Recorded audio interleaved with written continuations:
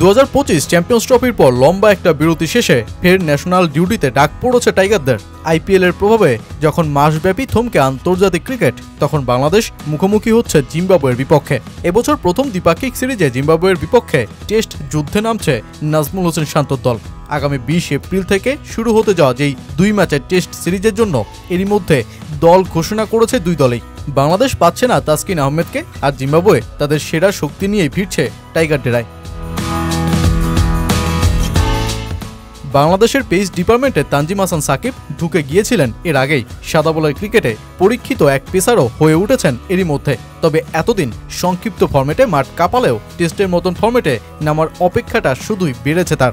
অবশেষে এবার তাসকিন আহমেদের অনুপস্থিতিতে তিনি জিম্বাবুয়ের বিপক্ষে টেস্ট দলে সুযোগ পেয়ে বসলেন। টেস্টের অভিষেকের অপেক্ষায় থাকা এই পেসারের সঙ্গী হচ্ছেন 3 অভিজ্ঞ খালেদ আহমেদ, হাসান মাহমুদ ও নাহিদ রানা।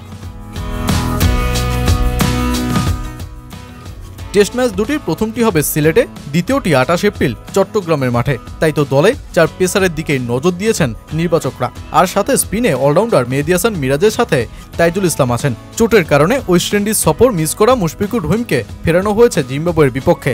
এছাড়া অধিনায়ক নাজমুল হোসেন শান্ত, মাহমুদুল হাসান, সাদমান ইসলাম, জাকির হাসান, মুমিনুল হক, মাহিদুল ইসলাম অঙ্কন ও জাকের আলী আছেন দলে। টেস্টের অভিজ্ঞ লিটন কুমার দাস পাকিস্তান সুপার লিগ খেলতে যাওয়ায় তাকে মিস করবে এই সিরিজ।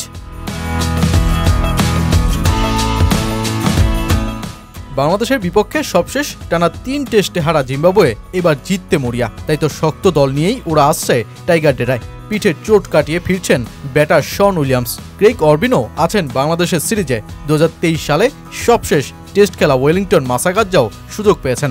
এছাড়াও batter Ben Curran, Nicholas Welch ও অলরাউন্ডার ওয়েলসি মাধবেড়ে, জনাথন ক্যাম্পবেল আছেন দলটায়।